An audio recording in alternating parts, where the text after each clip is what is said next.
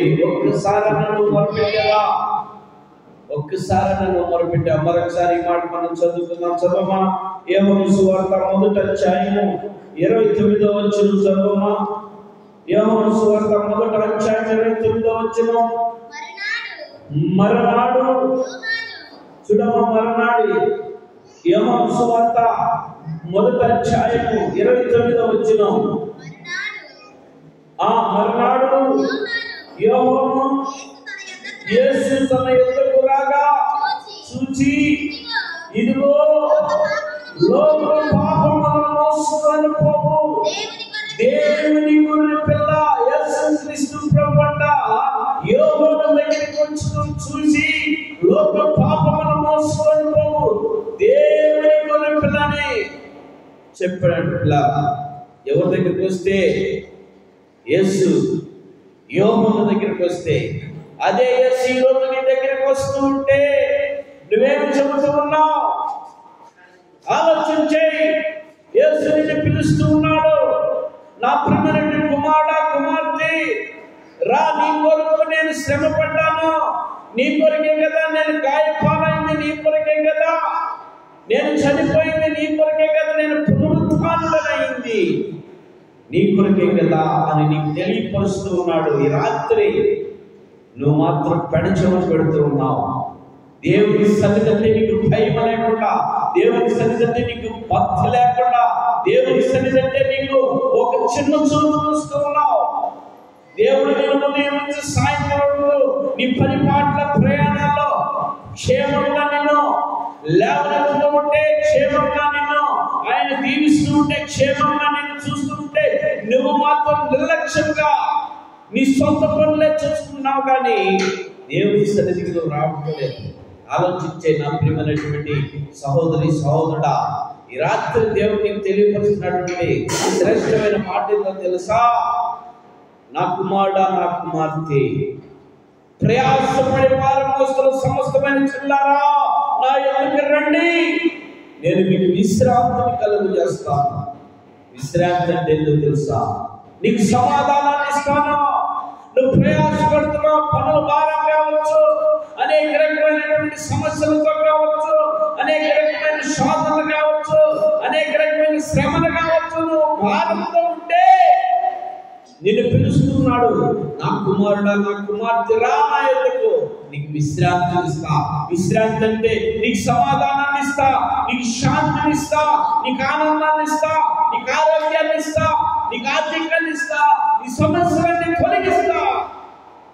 లారా, ఎంత శ్రేష్టమైనటువంటి మాట ద్వారా నేను పిలుస్తూ ఉంటే నువ్వు దేవుని మాటకి లోబడకుండా, దేవుని సన్నిధికి లోబడకుండా నీ ఇష్టానుసారంగా నువ్వు తిరుగుతూ ఉంటే ఏమైనా బాగుంటుందా? ఆలోచించే. ఈ రాత్రి దేవుడు నీతో మాట్లాడుతున్నాడు. నా ప్రియమైనటువంటి సహోదరి, సహోదరుడా, చదువు. మా కింద వచ్చిన చదువు 30వ వచనం. నా వెనుక ఒక మనుషుడు వచ్చుచున్నాడు, ఆయన నాకంటే ప్రముఖుడు గనుక. చాలమ్మా. నా వెనుక ఒక మనిషి వచ్చుచున్నాడు. నా ప్రియమైనటువంటి వాళ్ళారా, నా వెనకాల ఒక మనిషి వస్తూ ఉన్నాడు, ఆయన నాకంటే ప్రముఖుడు. ఈ వాక్యం తెలియపరుస్తున్నా నేను. నా వెనకాల ప్రభువైన యేసుక్రీస్తు ప్రభువు వస్తున్నాడు. ఆయన నాకంటే ప్రముఖుడు, పరిశుద్ధుడు. నిన్ను బలపరచడానికే, నీ రోగాన్ని తీసివేయడానికే, నిన్ను సమాధానపరచడానికే, నిన్ను శాంతినిస్తానికే ఆయన పరిశుద్ధాత్మ ఆదరణకర్త నీ దగ్గరికి పంపిస్తూ ఉన్నాడు. రాత్రి పొందుకోగలిగినటువంటి నువ్వు అపరిశుద్ధాత్మను, అపరిశుద్ధాత్మ ఆదరణకర్తని ఆహ్వానించే నువ్వు ఈ రాత్రి నువ్వు నీ మనోనేత్రాలు తెరవబడాలి. నీ మనోనేత్రాలు తెరవబడాలా? దేవుని సన్నిధి అంటే నీకు, దేవుని సన్నిధి అంటే నీకు భయం కలిగి దేవుని సన్నిధికి పరిగెత్తాలా? నువ్వు దేవుని సన్నిధికి వచ్చావంటే దేవుడు నిన్ను బలపరుస్తాడు, భద్రపరుస్తాడు. నీ కొరకు ఆయన ప్రాణం పెట్టడానికి లోకానికి వచ్చింది, నిన్ను క్షమించడానికి ఆయన ఈ లోకానికి వచ్చింది, నిన్ను శిక్షించడానికి కాదు, నిన్ను ప్రేమించి నీకు నిత్య జీవాన్ని ఇవ్వడానికి, నీకు నిత్య రాజ్యం ఇవ్వడానికి వచ్చాడు ఆయన. నువ్వు మాత్రం కనీసం ఒక్కసారైనా ఆయన పాదాలు పట్టుకొని ప్రభువా నేను పాపినని ఒప్పుకోలేకపోతున్నావు. కారణం ఏంటో తెలుసా? అపవాది నిన్ను వశపరుచుకుంది. అపవాది చేతిలో ఉన్నావు నువ్వు, అపవాది మాటలు వింటున్నావు నువ్వు. ఈ రాత్రి నువ్వు అపవాదిని విడిచిపెట్టి దేవుని సన్నిధికి రా. ఈ 40 దినాలు నీ కోసమే, ఈ 40 దినాలు ఉపవాసకుడికి నీ కోసమే.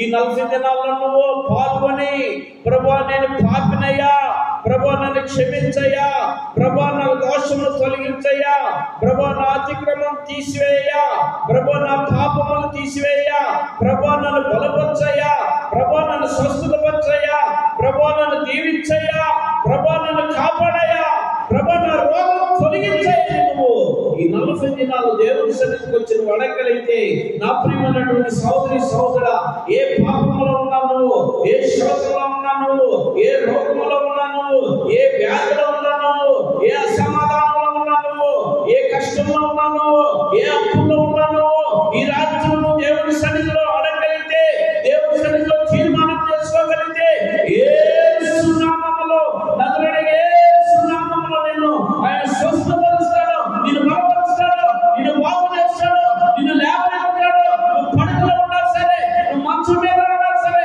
నువ్వు కృంగిపోయి ఉన్నా సరే, నువ్వు రోగంలో పడి ఉన్నా సరే, నువ్వు రాత్రులతో పట్టి ఉన్నా సరే, యేసు నామములో నిన్ను లేవనెత్తుతాడు, యేసు నామములో స్వస్థపరుస్తాడు, యేసు నామములో నిన్ను బాగు చేస్తాడు, యేసు నామములో నీకు ఆనందాన్ని ఇస్తాడు, యేసు నామములో నీకు ఆరోగ్యాన్ని ఇస్తాడు.